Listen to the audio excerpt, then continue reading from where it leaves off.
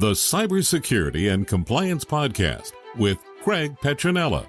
Learn about the most current IT security threats in ransomware, phishing, business email compromise, cybercrime tactics, cyber heist schemes, social engineering scams, as well as hints and tips from leading professionals to help you prevent hackers from penetrating your network and dropping ransomware or malware payloads. This podcast will arm you with the best info to defend your network against the latest cyber crimes. Don't forget to like and subscribe.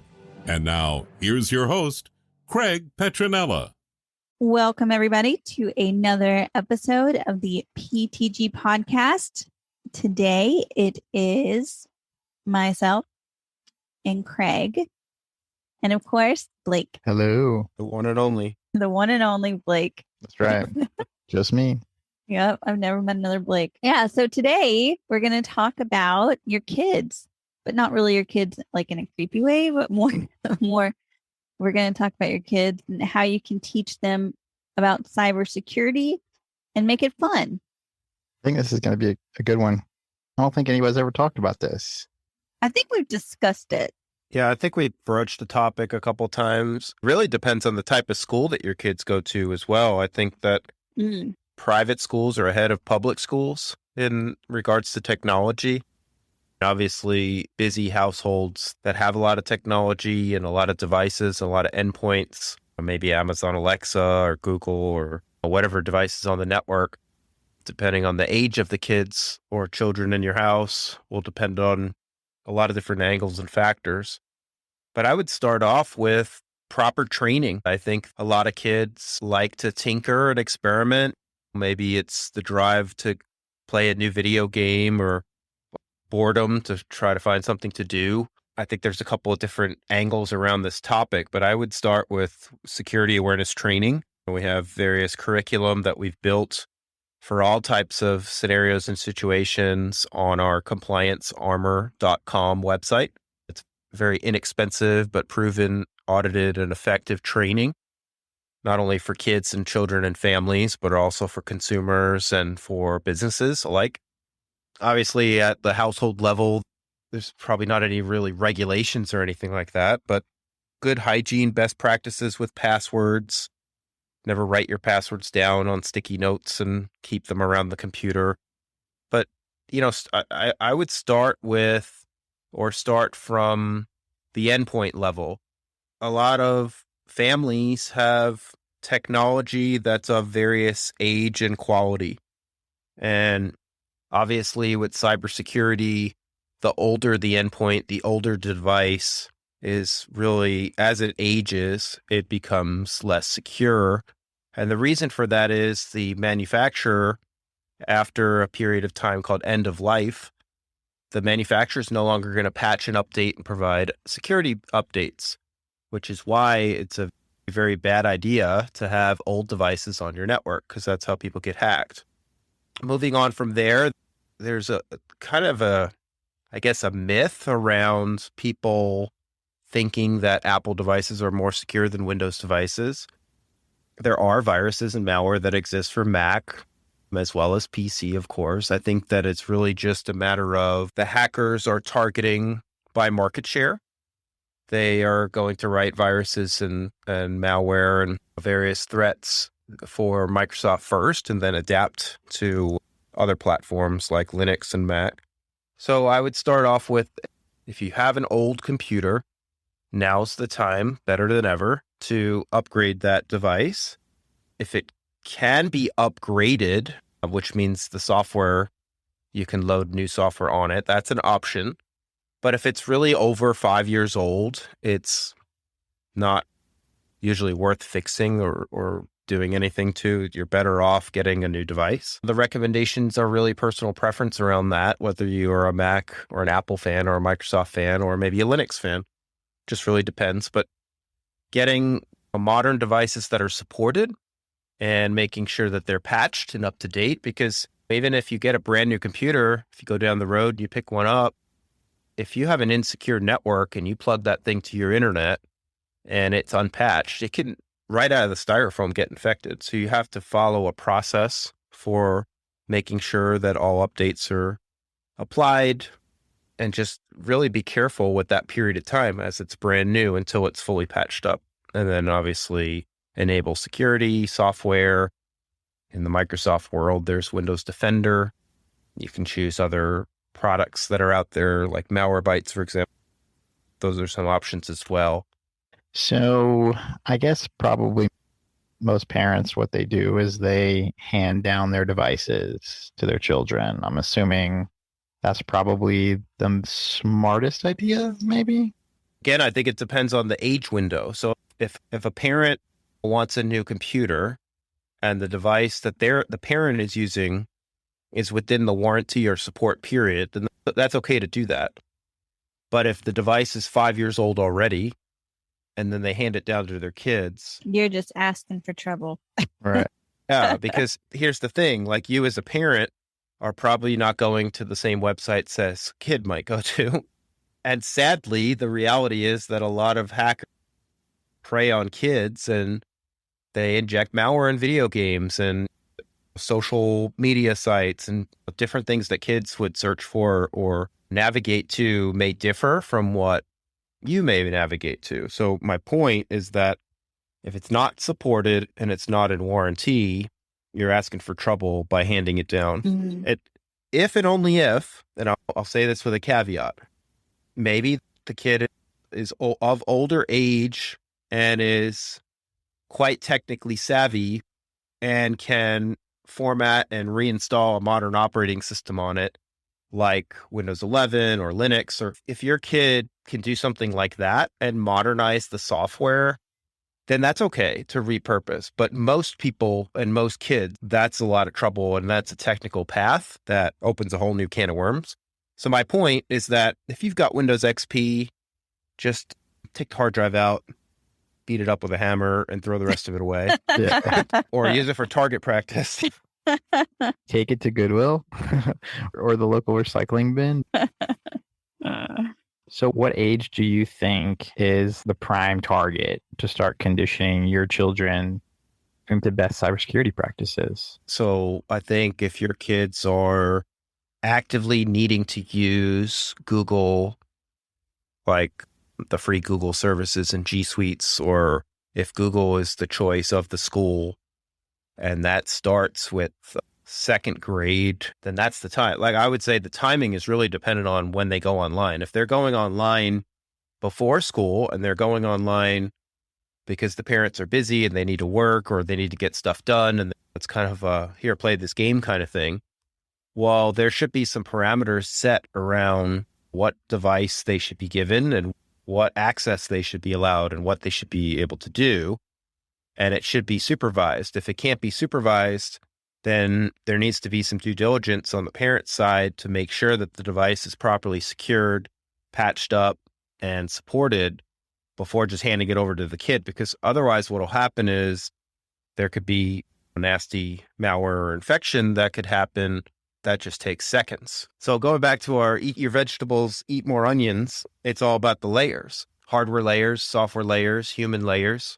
I heard a rumor, and I don't know if this is true, and probably you could vouch for this, but a lot of schools are getting kids involved in technology, and they're putting them into the Chrome OS ecosystem. I don't know if that's true. That's what I heard. Heard that a long time ago. For schools, you said?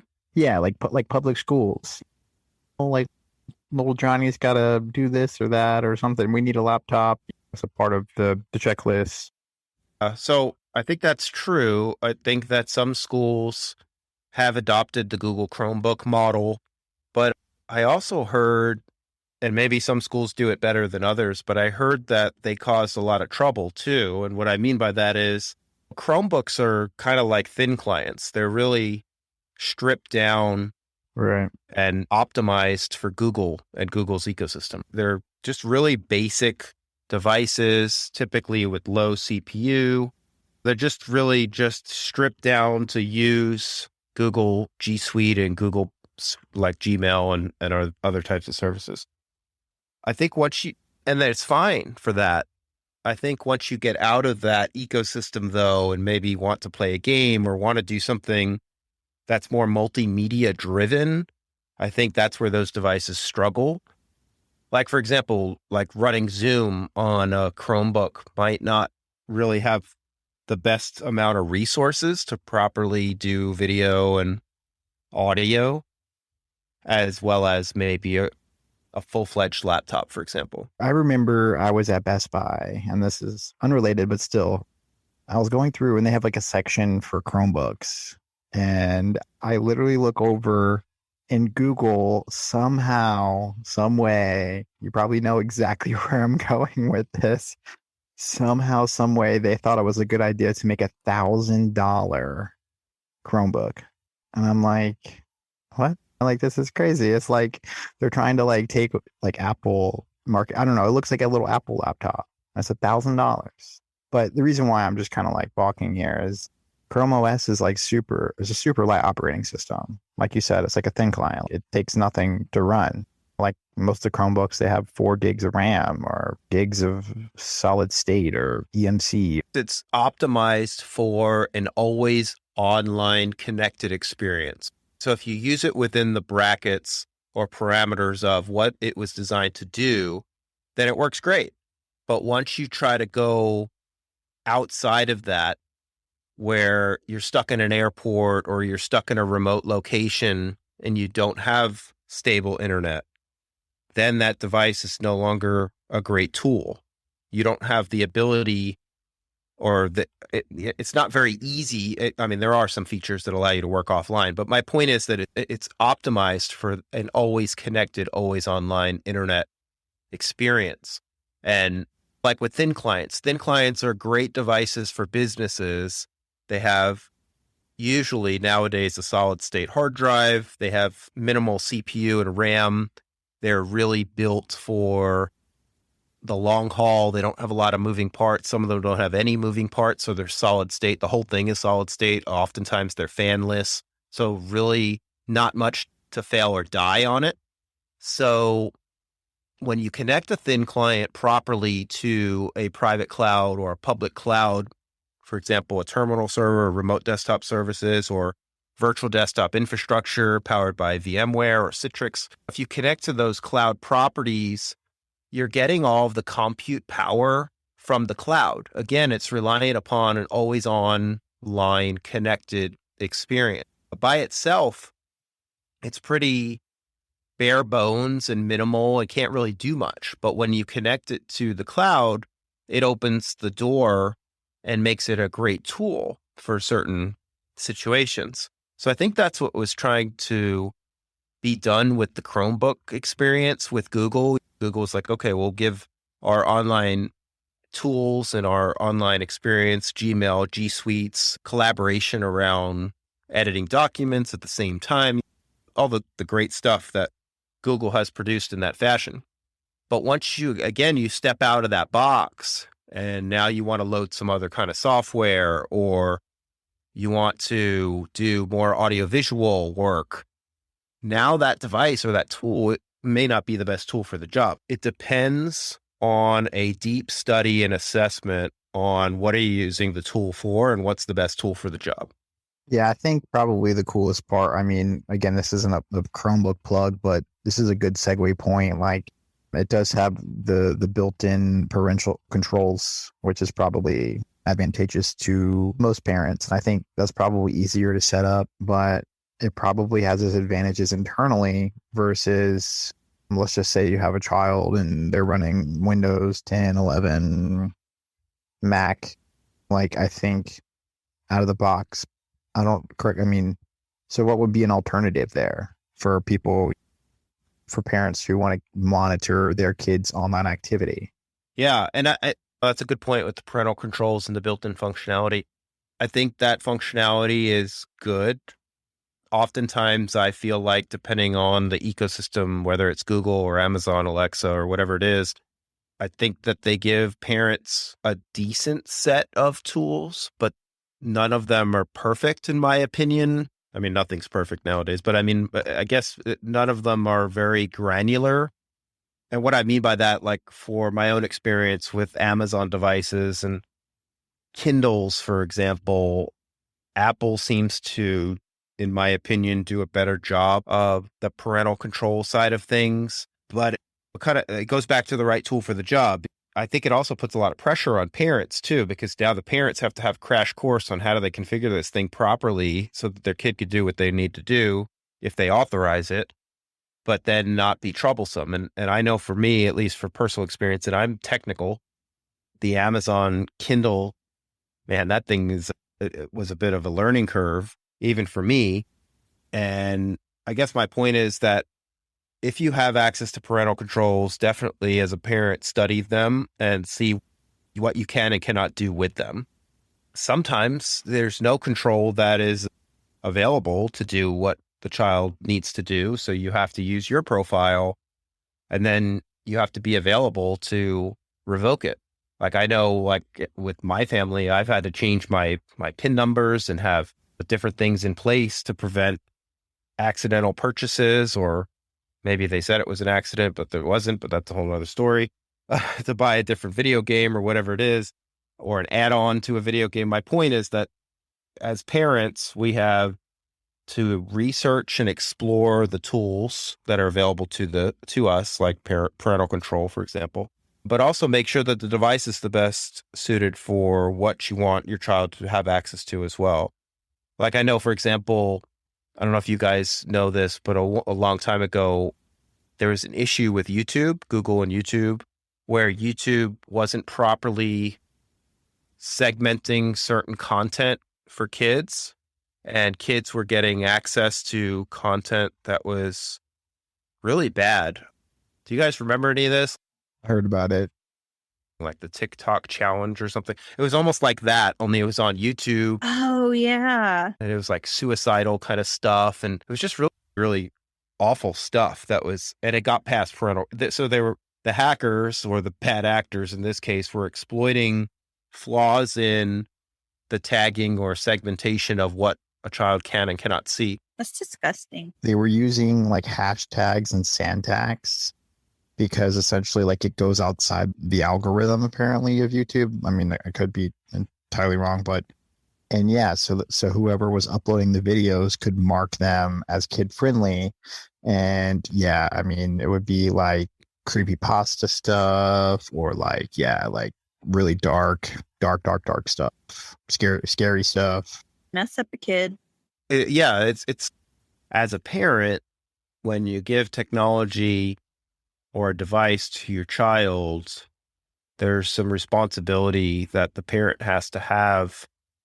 And sadly, you can't trust the make, model, or manufacturer of the endpoint or device to do that job for you. It's really a responsibility at the parent level to still police and monitor. One of the recommendations that I have is have the device in an area where you are as a parent, so you can kind of glance over and see what's happening, because kids are curious. They're going to want to click on stuff that pops up, and sometimes those pop-ups are not necessarily good pop-ups. So my point is that the parent can catch things at the human level that maybe shouldn't have happened at the technological level because of a parental control, but maybe there was a flaw in it. So my point is you can't overly trust a parental control to do a human's job. That makes sense. Right. Something too that I guess this is my experience, right? Because I grew up on technology. Like, I mean, I grew up in the age of computing, and something that like my parents never monitored my internet. Like I could do whatever, but something that never really like dawned on me until now. And I think maybe because obviously like I grew up in the computing like boom, but at the time there wasn't a lot of research about like how damaging computers are, or technology, cell phones, tablets, like they're everywhere. You know, how damaging they are to your eyes, you know, laptops and posture. I grew up living with these things and living on these things. And now at 32, I feel like death. Well, that's pretty bad. That took a turn. Blake, stop what you're doing right now. Call 911 and go straight to the hospital. Yeah. No, I mean, think about it though. So like posture, right? I mean, is really important. Physical, mental well-being, and blood flow, blood circulation, yada, yada. Yeah, that's a really good point too. You know, within the past 3 to 4 years, they started figuring out about the blue light that affects sleep rhythm. So these are things that like nobody talks about unless like hey, look, little Timmy, like, don't use your phone an hour before bed. Well, that's because with Facebook, for example, in the social experiments, everybody's a guinea pig. Yeah. Right. The founders claim they didn't anticipate or know that when they released their platform that it would have negative impacts of depression and all sorts of stuff on kids and minors. And you're absolutely right. I mean, back when I started, my parents didn't really police it. Really for TV back when I was growing up. I mean, I remember watching all sorts of stuff. Well, and Craig, we're similar ages. And I know I did not experience the internet for the first time until I was 15. And I was like, this is crazy. I can talk to people all over the world. What is going on? And so, yeah, I mean, my parents didn't even know to monitor the internet. Well, they probably didn't know the capabilities of it. Exactly. Yeah, exactly. And I think that, that probably makes a difference. I think nobody knew. Nobody knew. Yeah, I mean, it's like the capabilities, like people just realized like how powerful this is, like how you can connect people. And then, I mean, essentially you're inviting intruders into your home now. Yeah. I mean, if you think about it from this perspective, like everybody who's got a computer now has like a gateway into their personal, private, in their home. Hackers can get in without having to have a key. Before computers, people had to like physically break in. But now, I mean, you have an access point for people with bad intentions. Yeah. But yeah, I mean, I just don't think anybody could have predicted how computers can be so integrated with everything now. And especially like I think about like IoT. Mm-hmm. I mean, now everything is Wi-Fi connected. Everything. Like cars, right? Cars have Wi-Fi hotspots. There's a bunch of other stupid things that have Wi-Fi hotspots. But yeah, I think that's a good point. Like when I was growing up, when I first was tinkering with, at that time, bulletin board systems or BBSs, it was all modem driven, right? So it was a one-on-one handshake connection. Now we're in seconds connected to the World Wide Web. And the reality is in seconds, you can connect to anything in the world that's connected to the same internet you are. And I don't think a lot of people stop and think about that for a minute, of how easy it is for somebody hidden in the world that wants to do bad things that can be anonymous and unidentified connect to your system. Think about everything that you own, everything of importance is on your computer. What do you think is worse? Getting your wallet stolen or getting your computer stolen? I think computer. Not because of the cost, but because of the sensitivity, the information. Like if you get your credit card, driver's license, whatever stolen, like you can just cancel it and you can go get another driver's license. But if your computer gets stolen, like, and you've got thousands of files or terabytes or gigs or whatever you got on there, your work stuff, your personal stuff, I mean, scans, maybe you've got scans for jobs or scans of your birth certificate, or, I mean, it's all there. That's right. Everything's digital. So yeah, just my 2 cents, but it is scary to think about. It is. Absolutely. Tell us about your growing up in computing, Erin. Oh, me? I mean, kind of like I said, I remember the first time I ever used the internet. I'd use a computer, right? Like I actually, in middle school, I'm such a nerd. I used to love Where in the World is Carmen Sandiego. I lived out in the country. I played that. Oh yeah. It's awesome. Like I couldn't necessarily just go out and play. So I would play on the computer, but I never I wasn't like Craig, and I would love to hear Craig talk about that a little bit more, but I wasn't like Craig. Like I didn't take anything apart. I was really into books. I did enjoy some games. I mean, obviously I also played the original Oregon Trail. So that was fun. We took computer classes. And I remember I took a typing class in high school, which I'm so thankful because my boyfriend, love him to death. He's a pecker. He pecks. And I just can't imagine working like that. You can't really efficiently. No, it's so funny because I remember like my growing up in computing experience. Mm-hmm. Obviously, I grew up in a pretty connected family. My mom had like a little VHS camcorder that used to do like home movies on like Christmas and Thanksgiving and yada yada. I was skateboarding, so I used that camera to film skateboard videos, and then something got damaged or something got stuck in there. So I took it apart and put it back to, my mom like opened the door and saw the camera and like, Oh, little Blake. yeah, like hundreds of parts or however many parts just scattered. I literally would put them in little segments and lay them out into kind of like a little mini diagram across my floor. So there's like no place that you could walk on the floor without stepping on camera parts. I think it was my mom. I was kind of using everybody else's computer. Like I had friends who had like, you started off with like a family computer. Mm-hmm. Like nobody had personal computers. It was like a family computer. And me and my brother would argue about whose time it was to like get on the computer. Yes. And my mom had a computer, and my mom would sell stuff on eBay. And like she was huge on eBay. So she literally had this computer for just eBay, like just eBaying stuff. My mom was a epic eBayer. And yeah, then of course, at the same time, everything kind of went digital, and I started editing my skate videos on her computer. And then eventually I took a part-time job, saved as much money as I could, and got my first computer. And it was I think it was a iBook, an Apple iBook G3. Okay. Which at the time was like maybe like $500 or $600, like six. I mean, it was like an insane amount of money to me. Yeah, it's a big purchase. Yeah, no, I mean, I worked like 3 summers to get it. And then, yeah, I mean, I've been rocking it ever since. Nice. Yeah. So Craig, you used to take apart computers, right? So when you were talking about when you're talking about what to do with old computers, I just got a flashback or like a flash in my head of like little tiny Craig with his mom's old computer, just like sitting around the living room in the 80s, like taking it apart. Yeah. So actually, it's a funny story. So my sister was going to college, and she gets this brand new Dell computer. And I think at the time it was like $3,800 or $4,000. Like, so she like financed it. So it was super expensive. Wow. Oh my God. And I get a hold of it and I take the damn thing apart. Oh God. Good. So I have it all apart all over the floor. And my sister's like, I am going to kill you.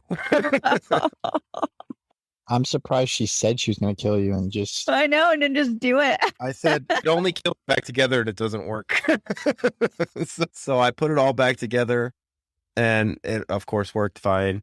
But I wanted to, learn about it and figure out how it worked and everything. And after my parents saw that I was able to disassemble the whole damn thing and put it all back together, they're like, maybe we should encourage this. Yeah, they ended up buying a computer for the quote unquote family. And they kind of got ripped off. I mean, at the time, there were a lot of companies that were building computers, and like most people, I would think, that don't know a lot about something, it's easy for that to happen. I was grateful to have anything. So I took that thing apart, and this is how I show my gratitude. That's right. Yeah. And learned about how the video card and all the components worked and everything, and started upgrading the components to make it more powerful and do what I wanted it to do. And my drive at the time was really just I liked video games at the time. So I actually started on a Commodore 64 that my brother had, that my family bought. And you literally had to type in like load quote and like commands to make the thing work. And it was a floppy disk type setup. I don't know if you remember floppy disks. Oh yeah. Not that much younger than you. I do too. Yeah. So there were 5.25-inch floppy disks. And yeah, if you didn't type the command the right way, it didn't load. And at that time, there was just so many things that could go wrong. It was really rare, actually, for something not to go wrong and for things to just work. So this was like right around the time when Nintendo and Atari were popular. And honestly, the edges of those console systems were really, it just works. You get the cartridge, you plug it in, and you turn it on and it works. at least most of the time or more often than the computers. But the computer games at the time were different, and they were more robust, and they were more in depth than the cartridge systems, which is why I liked them better. That was my experience taking things apart and putting things back together. And then shortly after my parents got that computer for me and I started upgrading components, that's when I was like, okay, I know how to play pretty much most video games, but how do I take this to the next level? And that's when I started learning about how to connect my computer through a modem. And it was literally reliving the movie War Games. I don't know if you ever saw War Games, the movie, but it's a great movie. So I learned how to use modem, and I learned how to install the modem to my computer and connect the modem to my dad's fax line at the time, and literally took over his fax line. And I remember many times he would be like, what the hell? Why is this thing busy all the time? I can't even send a damn fax. You're like, I don't know, Dad. Like, sorry, I'm just waiting for something to finish. You can't disrupt it yet. And I was waiting. At the time, everything was all about what's called parity, or little pieces to build up one thing. So what I mean by that is the modems were slow. Even the fastest ones at that time, they were slow. So you had to break up games that were large into small pieces. And sometimes those pieces might be 20 files to build up that one game. And you would send the files in, at the time, the size of a floppy disk was 720 kilobytes, and then high density is 1.44 megabytes. So sometimes the video game might be 15 or 20 megabytes. So you'd have to break it up accordingly. So anyway, it would take a really long time to transmit over a modem connection. So that's why the line was busy all the time. So I would literally run this. I started a BBS, and I learned how to customize it and get it online, and gave it a name, started marketing it, and got people to trade games. And yeah, it was just a whole hidden underground world that nobody, your average person, had no clue that it even existed. It was the cool factor for that time period. Yeah, because you're talking about the 80s, right? Late 80s, early 90s. I was just saying, I remember the first time I was 15, the first time that I ever saw the internet. And I was just absolutely flabbergasted. But here's Craig over here. He's like, it's old news. So what was cool was after I built and we're going off on a big tangent, but after I built the computer and started the BBS and things like that, I started getting beta testers would send me in beta format. Oh. And I started evaluating games before they even hit the shelves. So I would literally have games 3 to 6 months before the public had them. And I would go to at the time, it was Electronics Boutique, and I would go through Electronics Boutique, and games were expensive still. It was $60 still for a game on computer, $50, $60. And I would literally go down the wall, and I would have most of the games that were there. I would have had them for months. Pretty awesome. Anyway, reeling back in, my parents had no idea about any of this stuff. So it goes back to watching your kids or whatever. And not necessarily that it was a bad thing. I mean, it was a priceless experience to go through. And I certainly encourage it for children now. It just needs to be supervised. Yeah. Because now Changed. Yeah, there's just a lot of different risks that didn't exist back then.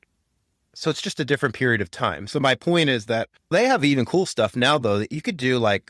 If you're a technical parent, you can get a Raspberry Pi device, and you can do experiments, and you can get a book and do labs and different kind of exercises with your child or children if they like that tinkering kind of stuff. So there's all different stuff that didn't exist that help kind of create that safe environment to do so.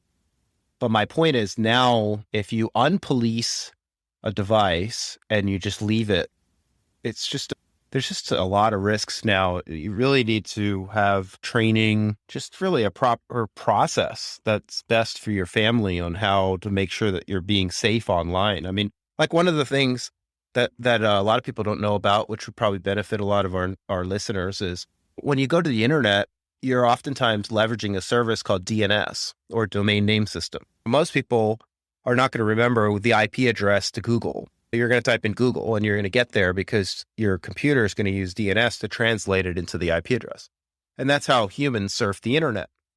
Well, if you just change your router's DNS settings to quad 9, which is really 9.9, and I know that's technical and it sounds super complicated, but it's really not that bad. If you go into your router settings and you change the DNS address to 4 nines, 9.9.9.9, you immediately protect yourself and your kids because all of your traffic is now routed through Quad 9's network.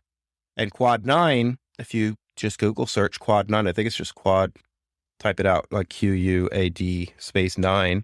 If you go there, you'll see that they do a lot of filtering at the DNS level, and it's all for free. So quad9.net is actually the website.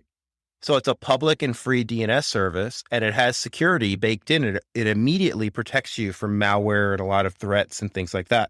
So like right now, I'm on their website, and it says 100 million with an M, are average daily blocks. So they're blocking 100 million plus malware threats, 20 plus threat intelligence providers, 150 resolver clusters in 90 different countries.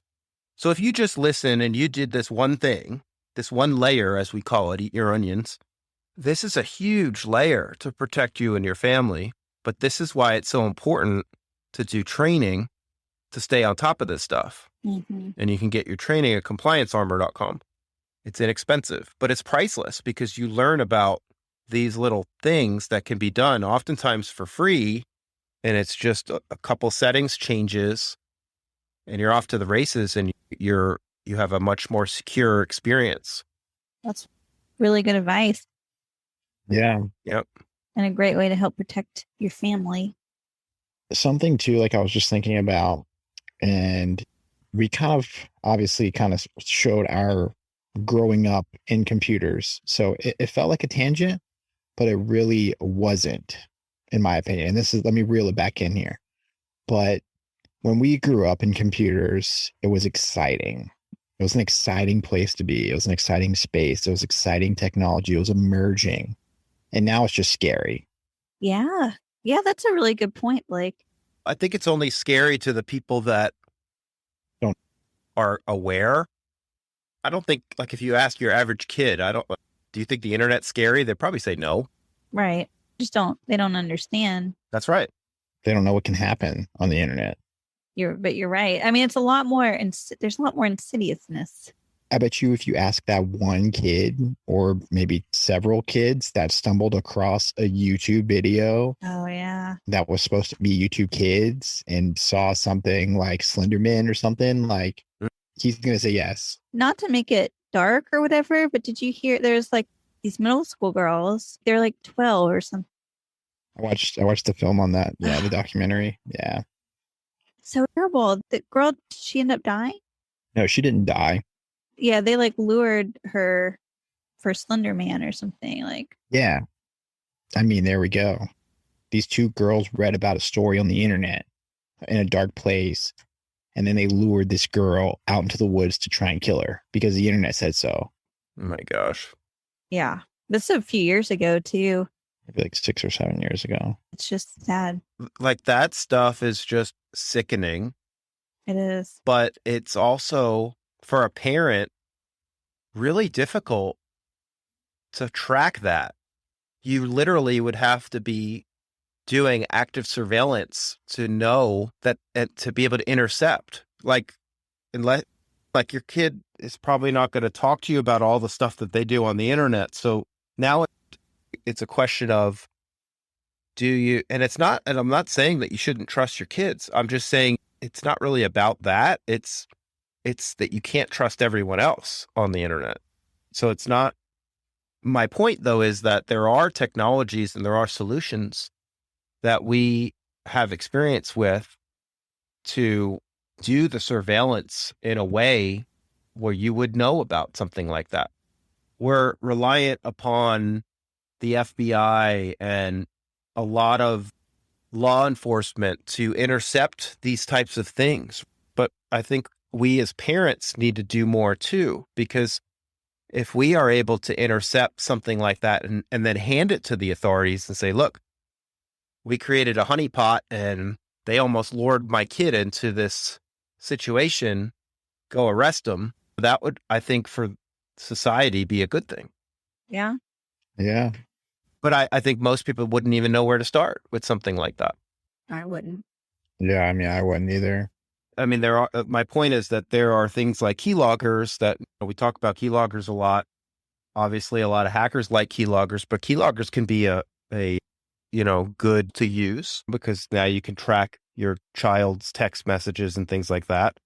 You could consider getting a hardened device instead of giving your kid an iPhone. You can get them they have new devices now where they're locked down, where they're not allowed to call anybody unless the parent puts the phone number in there and authorizes it. So there's all these different things that you can do as a parent to help with this situation. I think about it sometimes, just how grateful I am that social media, I think MySpace came out when I was in my mid-20s.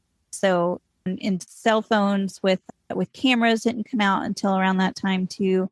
I remember I was living in the Virgin Islands at the time, this is so cool.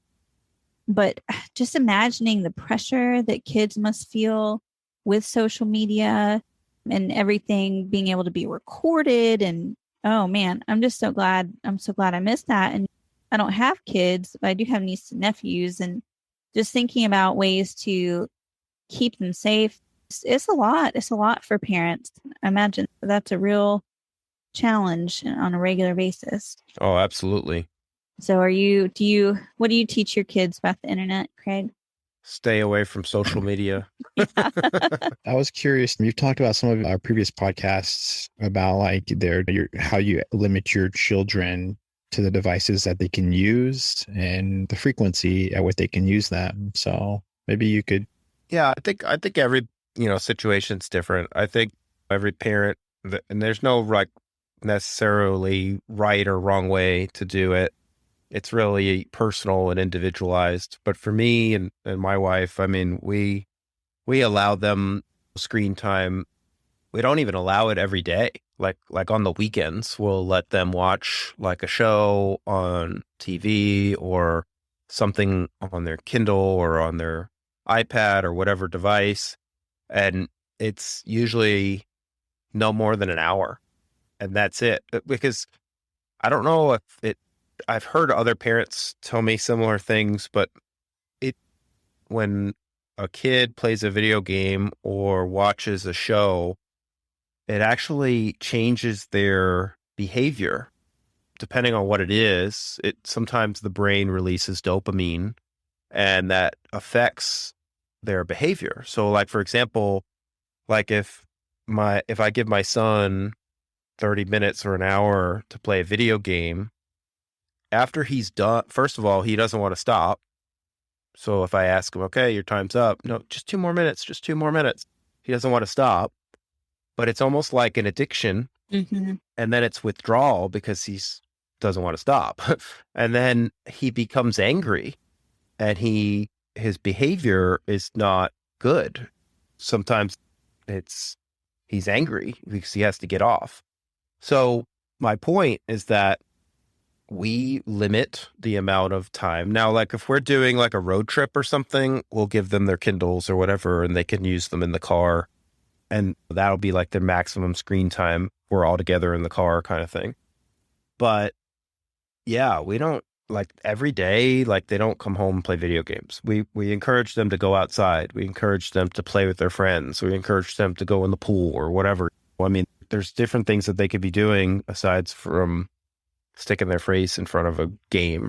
It's not that we're anti-technology, obviously, or anti-video games. Obviously. But it really does change their behavior. They have friends that literally will just stay inside and play video games, and we would just prefer them to be playing with friends outside. Even when I was growing up and I took stuff apart and things like that, I would still go outside. I wouldn't be locked in a cave. I mean, I would like to go outside and play with my friends and play basketball or baseball, whatever it is. So my point is, I think the best advice I could say is try to make it as balanced as possible. And I know that with some parents that are working or working from home, or maybe single parents, they kind of use the technology a bit like a babysitter. And I'm not saying that's necessarily wrong. It's just that if you can balance it, and I think the end result would be better than with it unbalanced. Yeah, that makes sense. Yeah, no, that's clear. And then one thing too is teach your children about safety, obviously physical safety. I feel like the Hunchback of Notre Dame now. Oh, yeah. Something, take it from me. Teach your kid about, my parents say, hey, like, don't sit too close to the TV. They used to say that, but I still did it anyways. It never stopped me from doing it. And now I wear glasses. Or I've been working from my computer, a laptop. And I was like, oh, what's a laptop? It's meant to be in my lap. Or I was meant to be on a little table, and I'd be bending over, like working from a laptop. And now, like, probably within 5 years, I'll probably have carpal tunnel, or maybe have to at least have surgery for it.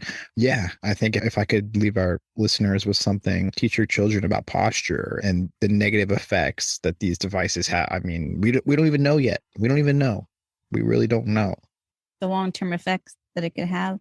I mean, you're putting radio waves. I mean, like if you're talking on a cell phone, like you're putting radio waves to your brain. It's all about balancing too, right? For sure. It's hard to say if that really caused you to have to get glasses, but obviously that it might not be in anyone's best interest to stare at a computer for 8 hours straight. You know, it might be a good idea to look away. What is that thing that you said before? 20. Yeah. Every 20 minutes, look 20 feet for 20 seconds. Eye doctor taught me that. Yeah, like I don't think I even do that consistently, but it's all about, creating good habits. Yeah. Or obviously not using your computer in dark. That's another one. And now I'm on the tip too, because I went to the doctor today, the neurologist, and he was like, dude, like how old are you? You've got all the symptoms of 9 to 5 are on the computer. And yeah, I mean, that's how I make a living, and that's how I provide for my family and provide for my dogs and whatever. But anyways, yeah, so I went based on the suggestion, and you should never be using a laptop in your lap. Like, that's the reason why they make the stands. So you're supposed to elevate your screen to your face level, to eye level, and not be looking down at it. Oh, man. So yeah, I mean, I went on like an epic adventure here in Tbilisi trying to find a laptop holder, and now I got one. And now I'm starting to get into the phase where like I order like 144 degree like ergonomical keyboards that kind of like they're tilted in 144 degrees, so that way like it doesn't strain, because the straight keyboards, like, that's what is not good. And then they've got the ergonomical like mouses where your hand is sideways, so it's like you're holding a cup or something, or like a glass, instead of like the flat mouses. Like whoever designed these like didn't they didn't consider those things, the prolonged use, right, of a computer. And of course I've got a blue light blocker screen protector on my computer. I got one on my phone now, like, so starting to get there. Well, good. Back when I was growing up, it was CRT, cathode ray tubes, right? Big TV, big kind of boxy monitors, and it was radiation. It was like they literally would give off radiation. You had to try to pick a model that didn't give off too much radiation. But again, it's all about how much time you spend in front of it. And I don't think anybody does it perfectly. My point is that, like you pointed out, Blake, you don't want to have a laptop in your lap for a long period of time if you can. Does it mean that you can never use it on your lap? No, it's just, it's not ideal for a health situation. It's, you have a warm to sometimes hot laptop device on that's really close to your skin and your body. You can get burned if something happens with the battery, which is most likely lithium ion. It could catch fire, and there's all sorts of Google stories online that you can, with malfunctions of people getting burned and things like that. So same thing with your cell phone. You don't want to keep your cell phone in your pocket for long periods of time. If it overheats or whatever, the cell phone could explode and cause you physical harm. So it's all these different things that can happen.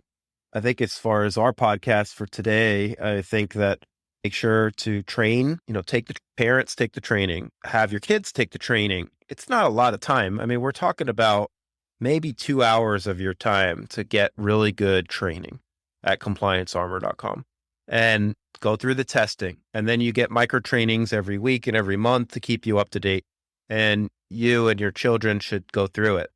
That's like essential nowadays. Aside from that, patches, update your systems, make sure you're not wasting time in old, outdated systems. Don't give your kids old computers unless they want to take it apart. Yeah. And here's another thing too.